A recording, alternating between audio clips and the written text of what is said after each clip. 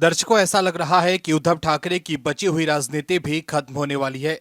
राज ठाकरे अब उद्धव ठाकरे की पार्टी को राज्य से साफ करने के मूड में है।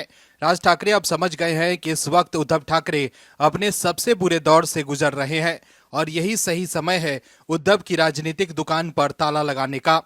ऐसे में अब राज ठाकरे एक्शन में आ गए हैं। पहले ही उद्धव ठाकरे हिंदुत्व को नकार चुके थे, जिसका परिणाम उन्हें भुगतना पड़ गया, जिसके कारण से शिवसेना यूबीटी को विधानसभा चुनाव में करारी हार का सामना करना पड़ा था। अब लग रहा है कि राज ठाकरे मराठी मानुष की राजनीति से भी शिवसेना यूबीटी और उद्धव ठाकरे को दूर करने वाले हैं। इस बार के विधानसभा चुनाव में राज ठाकरे की वजह से ही उद्धव ठाकरे 20 सीटें जीत पाए थे। अगर राज ठाकरे बीजेपी के साथ मिलकर चुनाव लड़े होते तो उद्धव की पार्टी 10 सीटों तक ही सिमट कर रह जाती। लेकिन अब राज ठाकरे के दहाड़ से उद्धव गुट की नींद गायब हो गई होगी। दर्शकों, समझने की जरूरत यह है कि उद्धव ठाकरे के हाथ में कुछ भी नहीं रह जाएगा। ना ही हिंदुत्व ही बचेगा और ना ही बचेगा मराठी अस्मिता की लड़ाई। आखिर क्यों हम कह रहे हैं ऐसा, बताते हैं आपको इस रिपोर्ट में। दरअसल नए साल की शुरुआत के साथ ही महाराष्ट्र नवनिर्माण सेना के प्रमुख राज ठाकरे ने आक्रामक पोस्ट किया है। उन्होंने मराठी, हिंदू और महिलाओं को लेकर कहा है कि अगर इन पर हमला करता है तो वो एक्शन लेंगे। मनसे चीफ राज ठाकरे ने नए साल की शुभकामनाओं के साथ अपने पोस्ट में कहा है कि कोई किसी मराठी पर हमला करता है तो मैं मराठी के रूप में वापस आऊंगा, और अगर किसी हिंदू व्यक्ति पर हमला होता है तो मैं हिंदू के रूप में वापस आऊंगा। यही हम कह रहे हैं। उन्होंने आगे कहा कि मराठी लोग मुंबई जैसे महानगर में असुरक्षित महसूस कर रहे हैं। जो महाराष्ट्र की राजनीति है, राज्य के बाहर से आए लोगों को नौकरी के अवसर मिल रहे हैं।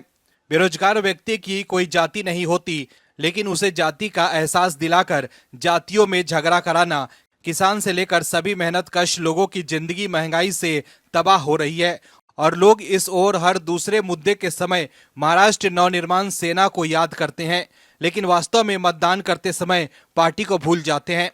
राज ठाकरे ने पोस्ट के जरिए कहा है कि 23 नवंबर 2024 को विधानसभा चुनाव के नतीजे आने के बाद मैंने कुछ सार्वजनिक कार्यक्रमों में भाग लिया, लेकिन जानबूझकर राजनीतिक टिप्पणी से परहेज किया।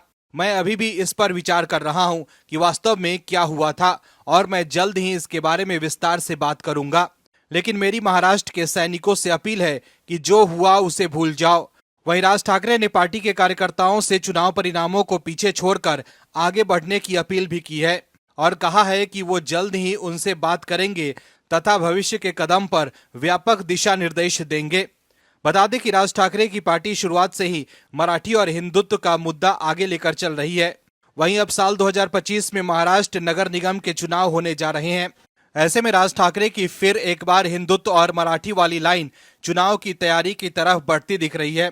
राज ठाकरे ने लोकसभा चुनाव में बीजेपी को समर्थन दिया था तो विधानसभा चुनाव में अकेले दम पर लड़े थे। ऐसे में अब राज ठाकरे उद्धव ठाकरे की मराठी और हिंदुत्व वोट बैंक में सेंध लगाने की तैयारी में है।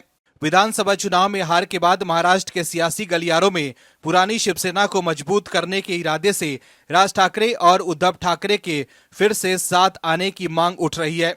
दिसंबर में पारिवारिक शादियों में उद्धव ठाकरे और राज ठाकरे की एक साथ मौजूदगी के बाद इस तरह की चर्चाएं उठी हैं। 2006 में शिवसेना से अलग होकर राज ठाकरे ने महाराष्ट्र नवनिर्माण सेना की स्थापना की थी। इसके बाद दोनों भाइयों के बीच राजनीतिक मतभेद बढ़ते गए और उन्होंने एक दूसरे पर कई बार तीखे हमले भी किए, लेकिन पारिवारिक आयोजनों में हाल ही में उन दोनों की मुलाकात हुई है। वहीं राजनीतिक एक्सपर्ट का मानना है कि दोनों पार्टियां एक दूसरे के वोट बैंक में सेंध लगाती रही है, जिससे दोनों को नुकसान हुआ है। आगामी विधानसभा चुनाव के मद्देनजर ये अटकलें लगाई जा रही है कि दोनों पार्टियां मराठी वोटों को मजबूत करने के लिए गठबंधन कर सकती है, लेकिन ये सिर्फ कयास ही है। Bureau report, OMH news. आप दर्शकों से विनम्र निवेदन है कि चैनल को सब्सक्राइब जरूर करें